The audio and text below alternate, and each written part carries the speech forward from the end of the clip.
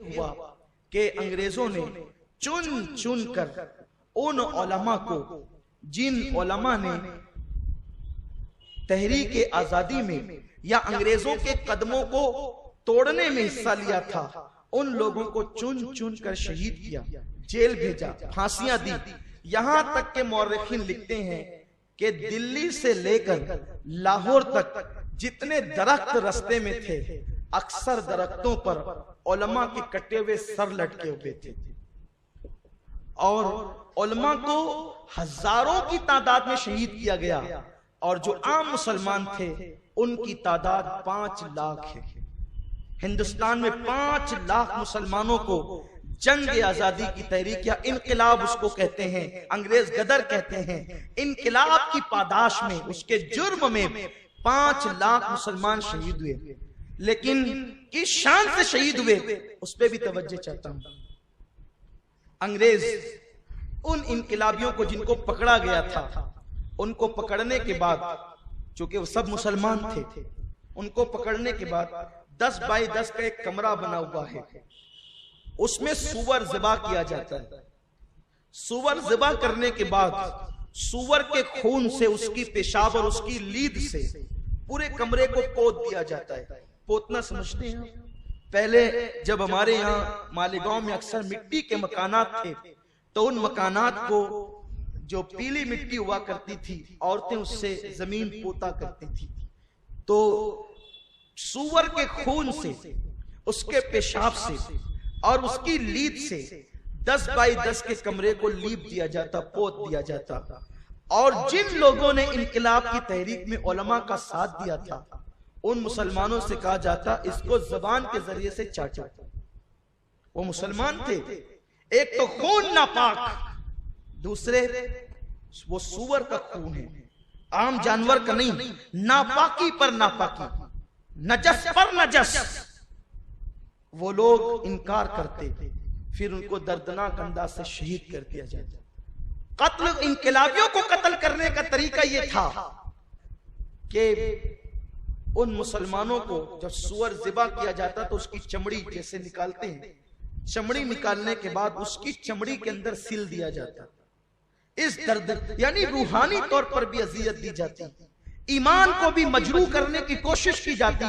لیکن سلام ہو ان 5 لاکھ مجاہدین پر کہ جو لوگ سور کی چمڑیوں میں تو سل گئے، جو لوگ دار پر تو لٹک گئے، پھانسی کے پھندوں پہ تو لٹک گئے، جن کی بیویوں کو چھین لیا گیا، جن کے بچوں کو قتل کر دیا گیا، دلی کے جامع مسجد کے علاقے میں کئی دن تک کے لاشیں سڑتی رہی، لاشیں پڑی رہی، اسے گید اور کوے کھاتے رہے، اسے کتے اور بلیاں نوچتی رہی، وہ ساری چیزوں کو برداشت کرتے رہے، لیکن انہوں نے مذہب اور وطن اپنا سب کچھ قربان کر دیا۔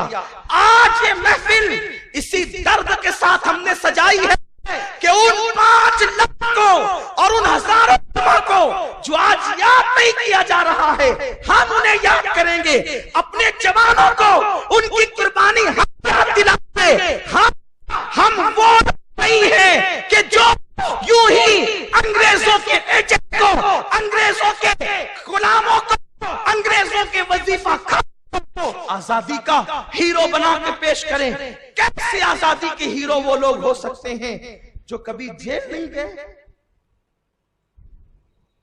جنہیں کبھی ڈنڈے نہیں پڑے، جن کے ہاتھوں میں کبھی ہتھکڑیاں نہیں آئی، مسندوں پہ بیٹھ کر پیری مریدی کے ڈھونگ رچاتے رہے، آج وہ آزادی کے ہیرو ہیں۔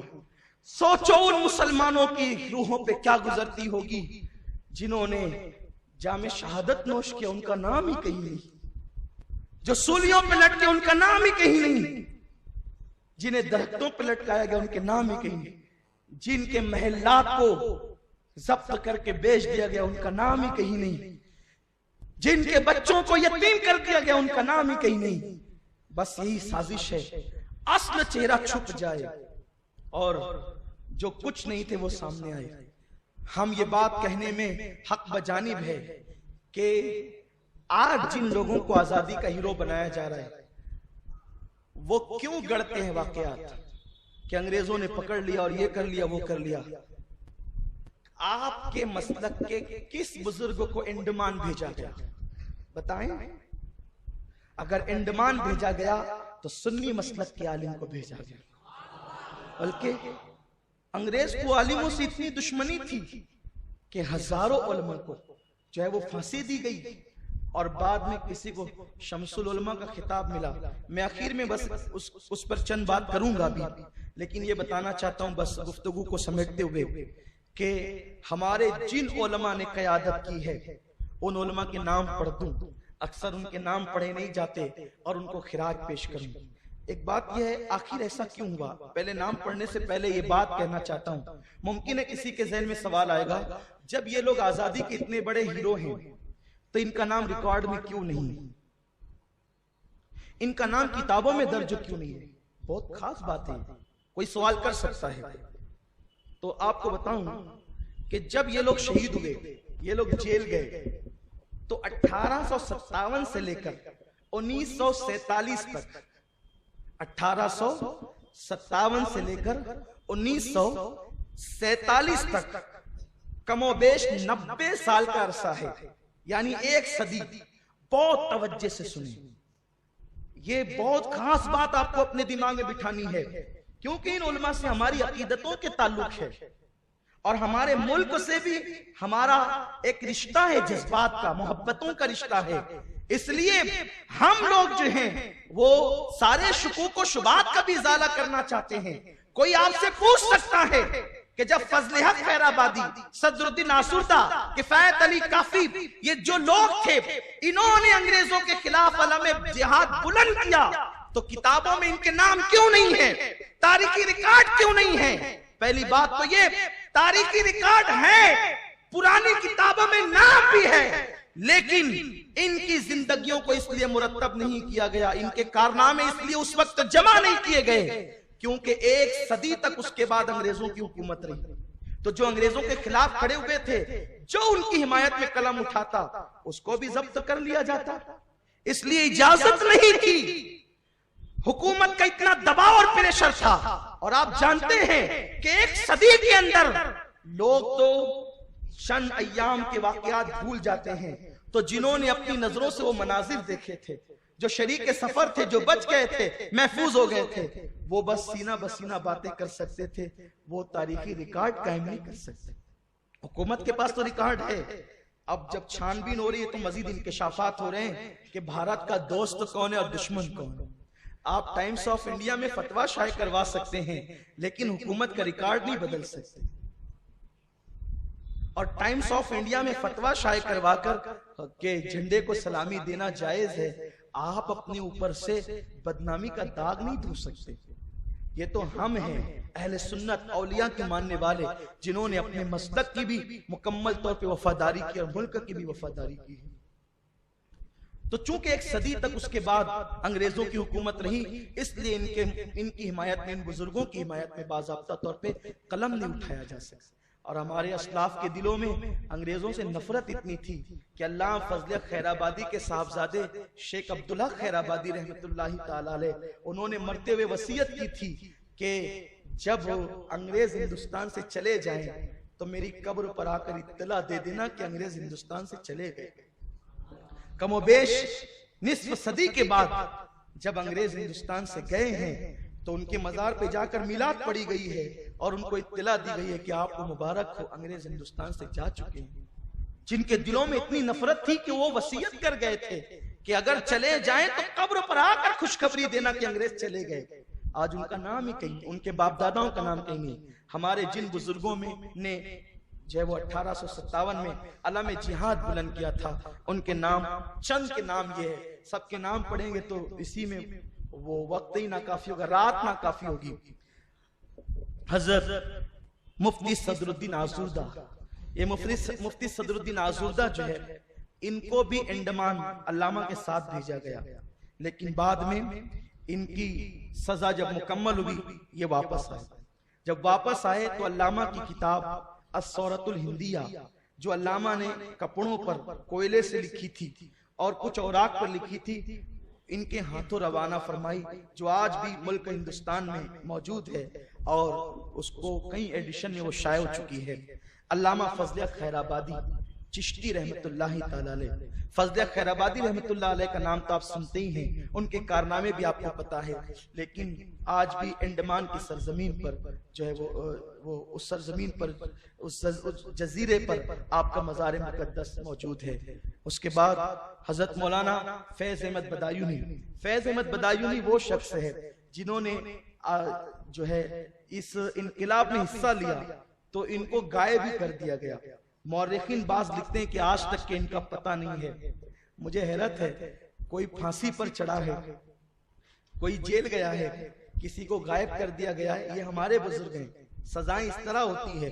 اس کے بعد سید احمد اللہ مدراسی، مولانا یہ سید احمد اللہ مدراسی، ان کا بھی بہت بڑا رول رہا ہے.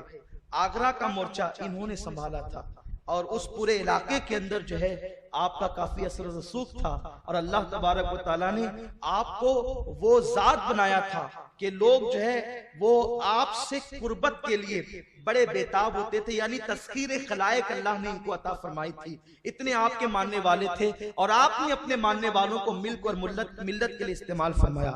اسی طرح حضرت کفایت علی کافی مراد آبادی، یہ ذات ہمارے امام اہل سنت اعلیٰ حضرت کے نزدیک بڑی چہیتی ذات ہے. امام احمد رضا فرماتے ہیں کہ میں اگر قصدن کسی کا کلام سنتا ہوں، کیونکہ لوگ شاعری میں بڑی غلطی کرتے ہیں، کبھی غلو بھی کرتے ہیں، مسائل بھی پیدا کرتے ہیں، میں قصدن اگر کسی کا کلام سنتا ہوں تو وہ کافی مراد آبادی کا سنتا ہوں اور اپنے چھوٹے بھائی مولانا حسن بریلوی کا سنتا ہوں.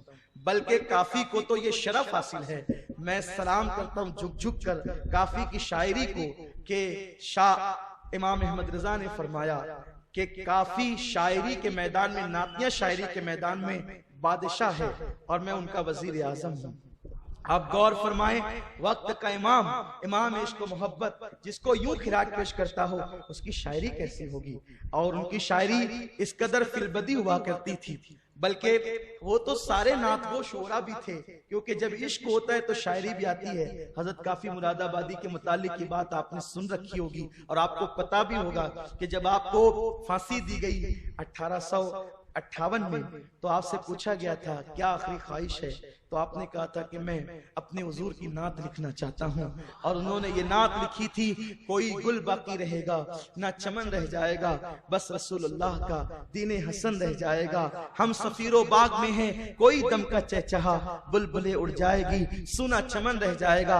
اطلس و خمخاب کی پوشاک پہ نازا نہ ہو، اس تنے بے جان پر خاکی کفن رہ جائے گا. جو پڑے گا صاحب لولاک کے اوپر درود، نار سے محفوظ اس کا تن بدن رہ جائے گا. اور سب فنا ہو جائیں گے کافی وہ، لیکن حشر تک نعت حضرت کا زبانوں پر سخن رہ جائے گا. علامہ فضل خیر آبادی بھی عربی کے شاعر تھے، اور علامہ کی شاعری کے بارے میں بتا دوں، جناب غالب جیسے لوگ علامہ کی بارگاہ میں خوشہ چینیاں کرتے تھے. جو غالب کا موجودہ دیوان ہے وہ علامہ فضل خیر آبادی کے مشوروں کا نتیجہ ہے.